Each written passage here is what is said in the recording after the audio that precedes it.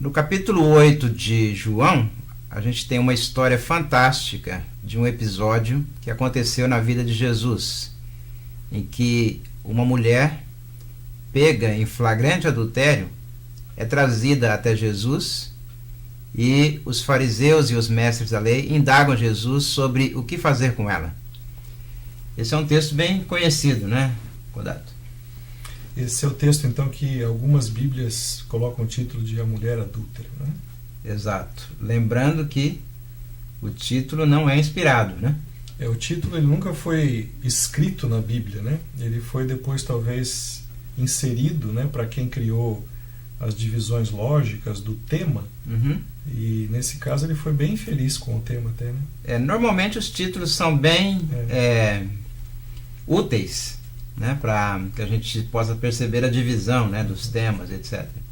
Mas nesse caso, se o título fosse inspirado, eu acredito que o título seria A Mulher Perdoada, ou então A Mulher Absolvida, porque a beleza do texto é quando Jesus diz para ela: nem eu te condeno, vá e não peques mais.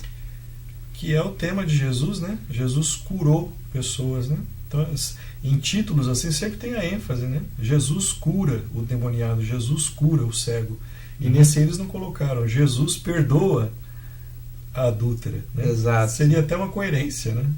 Mas talvez isso reflita a dificuldade, não é, que a igreja tem de fato aceitar, né, o perdão, principalmente quando o pecado tem a ver com sexo.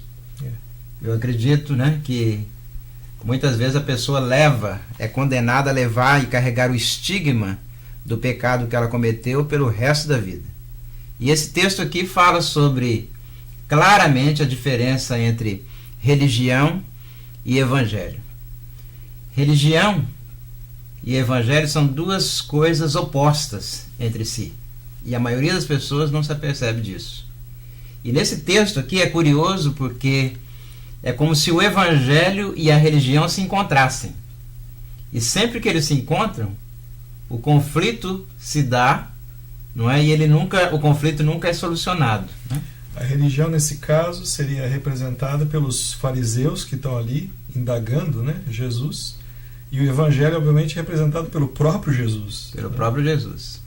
Isso me lembra uma história que o Khalil Gibran, né, colocou num dos seus livros, em que ele disse da seguinte maneira: ele não era cristão, né, mas era profundo conhecedor do cristianismo histórico, né, cristianismo histórico, não necessariamente do evangelho, né, mas ele colocou da seguinte maneira: ele disse que certa vez o Jesus dos cristãos e Jesus de Nazaré se encontraram num monte lá no Líbano, e depois de horas e horas e horas de conversação, o Jesus dos evangelhos, o Jesus de Nazaré, disse para o Jesus dos cristãos: meu caro amigo, eu penso que nós nunca vamos chegar a um acordo.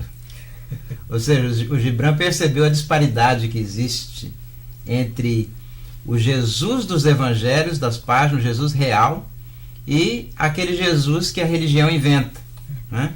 O Jesus que existiu, que é histórico, que é narrado por 4 evangelhos sinóticos, né? Quer dizer, eles dizem a mesma coisa praticamente, com o testemunho, digamos assim, de 4 homens que testemunharam esses fatos históricos, né? É desconhecido muitas vezes, porque é isso aí que apresentaria o Jesus verdadeiro. Mas foi criado um outro Jesus. O Jesus da religião é aquele que é pregado muitas vezes, né? Cheio de regras, cheio de leis, e as pessoas acabam também se relacionando com um falso Deus. Porque se Jesus estava ali tentando mostrar que ele era o Deus verdadeiro, né? Que ele tinha, na verdade, o Espírito de Deus, as pessoas, na verdade, se relacionam com Deus errado. Então, é um tema muito importante. Não basta ter o nome de Jesus, né? É preciso que o conteúdo reflita o caráter de Jesus e a maneira como Jesus encarnou Deus, para revelar a Deus para a gente, né? Seria importante até dizer que as pessoas, para poderem falar que elas não gostam disso ou daquilo, que elas teriam que pelo menos conhecer Jesus, né? Exatamente. Jesus está aqui, não é? Nessa ação. E nesse episódio aqui a gente vê várias facetas então do caráter de Jesus, e que são coincidentemente então reflexos do verdadeiro evangelho, né? Então a gente pode fazer um contraste aqui entre pelo menos 3 coisas em que religião e evangelho são totalmente diferentes, né? No capítulo 8. O verso 2 diz que ao amanhecer ele apareceu novamente no templo, onde todo o povo se reuniu ao seu redor e ele assentou-se para ensiná-lo. Os mestres da lei e os fariseus trouxeram uma mulher surpreendida em adultério. Fizeram-na ficar em pé diante de todos e disseram a Jesus: Mestre, esta mulher foi surpreendida em ato de adultério. Na lei, Moisés nos ordena apedrejar tais mulheres. E o Senhor, que diz? Eles estavam usando essa pergunta como uma armadilha, olha só, a fim de terem uma base para acusá-lo. A primeira coisa que eu vejo aí que é uma disparidade entre religião e evangelho é que a religião come a casca e joga a banana fora. Né? Ou seja... Ela dá importância, né, para uma coisa que existe, está ali, mas não é o mais importante, e joga fora aquilo que é importante, que é o que tem valor. Joga fora a essência, né?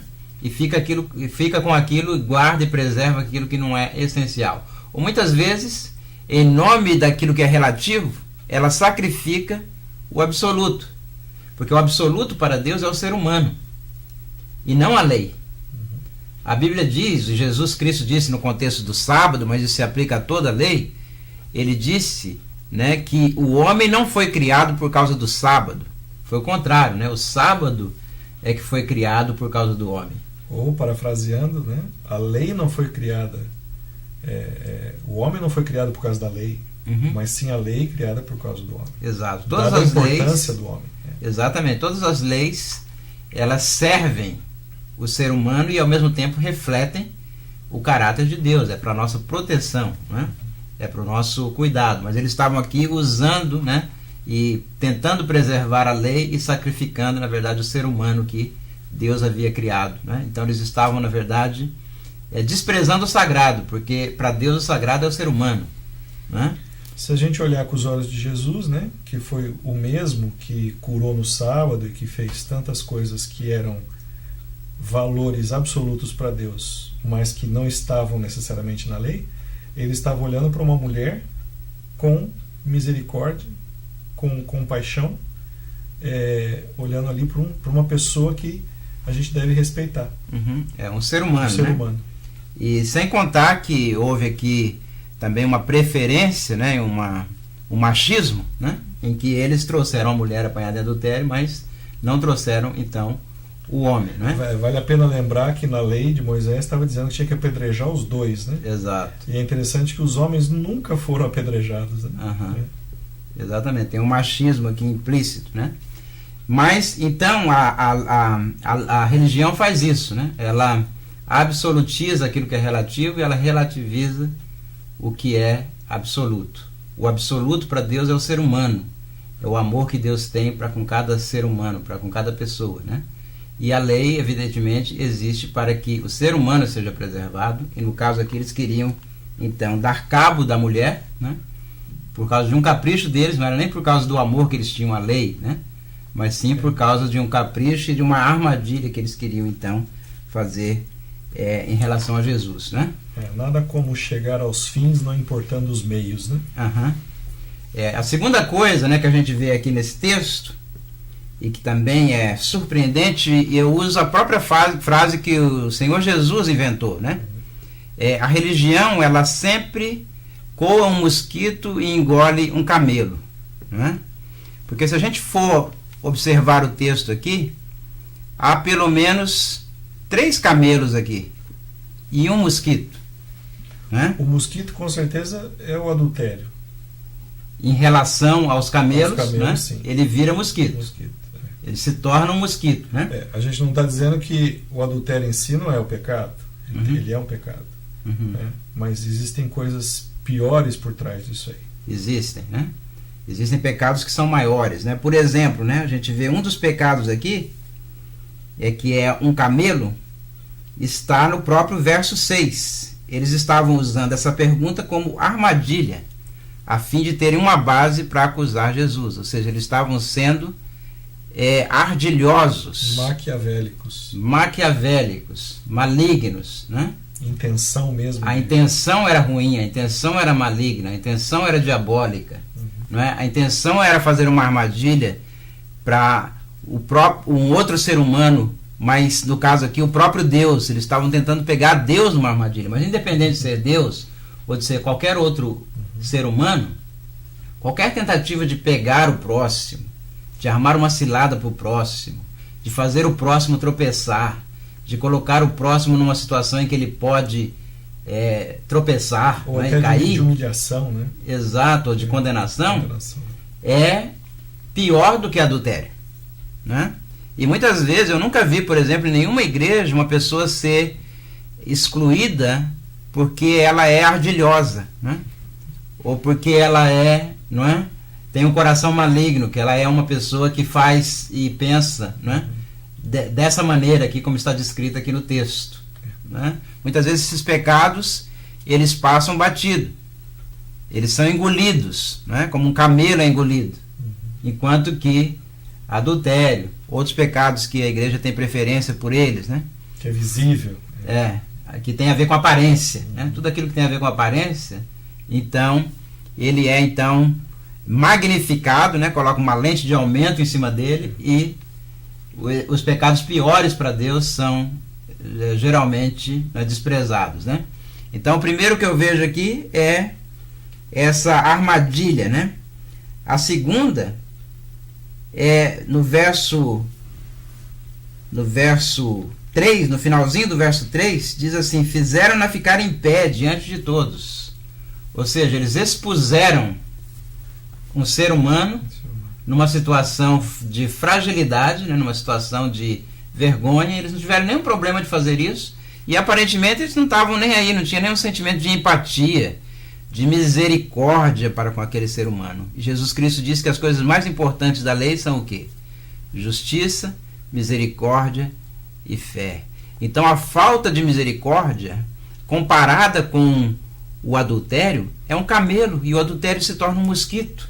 Do ponto de vista do evangelho, do ponto de vista da religião, isso que eu estou dizendo aqui é um absurdo, né?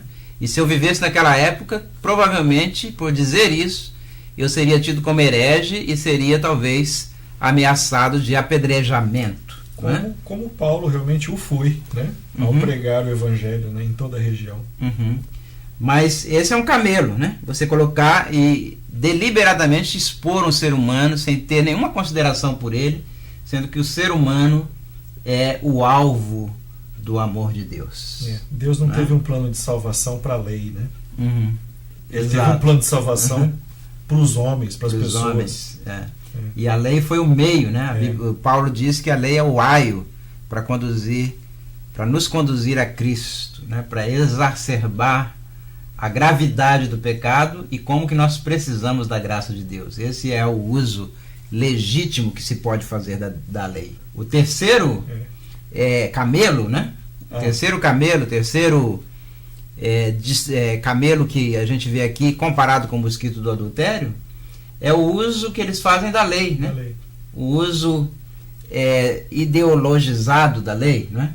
Eles usam a lei, eles usam algo que é sagrado, né? Eles usam a palavra de Deus para justificar e dar um caminho piedoso para a malignidade do coração deles. A piedade, né? A maldade travestida de piedade. Esse é um pecado cameloso, né? Agora, o adultério, ele é um pecado, e a Bíblia chama ele de pecado, mas ele tem muita coisa envolvida ali que Deus leva em consideração. Tem hormônios envolvidos, tem instinto, tem carência, tem, quem sabe, aquela mulher acreditou numa promessa, né, de amor. Quem sabe Deus leva tudo isso em consideração quando ele julga e quando ele trata com qualquer pecado que a gente cometa. A terceira disparidade que a gente vê aqui nesse texto entre religião e evangelho é que a religião usa a letra da lei contra o próprio espírito da lei, não é? O apóstolo Paulo, escrevendo a Timóteo no capítulo 1, verso 8, ele diz que a lei é boa se alguém usar dela legitimamente. Mas o uso que eles estavam fazendo da lei aqui não era legítimo de maneira nenhuma, né? Eles estavam usando a letra da lei contra o espírito da lei. Por exemplo, né? A gente sabe que uma lei de trânsito, os sinais, né, quando ficam vermelhos, ou quando ficam verdes, ou quando ficam amarelos, eles servem, em última instância, eles servem para preservar a vida humana. Suponha que você esteja numa emergência, você teve um ataque do coração, né? Você está sendo levado de ambulância para o hospital. E o motorista da ambulância é extremamente legalista. O que é um legalista? O legalista é aquele que coloca a letra da lei acima do espírito da lei, ou seja, do propósito para o qual a própria lei foi então inventada, né? E ele para muito tranquilo e espera lá o sinal abrir, né? E não vem vindo carro nenhum, né? O trânsito está livre, é de madrugada. Ele está obedecendo a lei, levando em consideração que ele pode estar arriscando perder a vida da pessoa. Exato, e que foi o próprio propósito pelo qual a lei foi feita. Então, sempre que a gente lida com as leis de Deus ou com a palavra de Deus, a gente tem que levar em consideração aquilo que a própria palavra de Deus diz em 1 Coríntios. A letra mata, o espírito é o que vivifica. E de fato, não é? Pela lei, essa mulher aqui estaria morta. Mas Jesus, levando em consideração tudo aquilo que a religião não leva, ele deu uma nova vida para ela e ele disse: nem eu te condeno, vá e não peques mais. Onde estão os teus acusadores? Ela disse: eles foram embora, né? Ninguém te condenou, disse Jesus. Ela disse: não. Ele disse: nem eu, vá e não peques mais. Com Jesus não tem quarentena. Com Jesus não tem nenhum sistema de vigilância para ver se o pecador é penitente ou impenitente.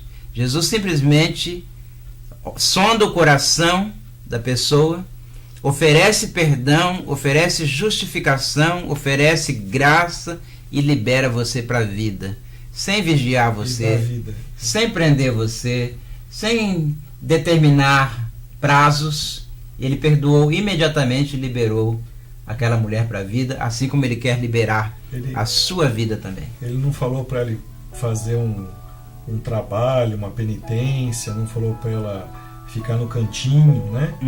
Ele não deu uma punição, né? Ele deu graça.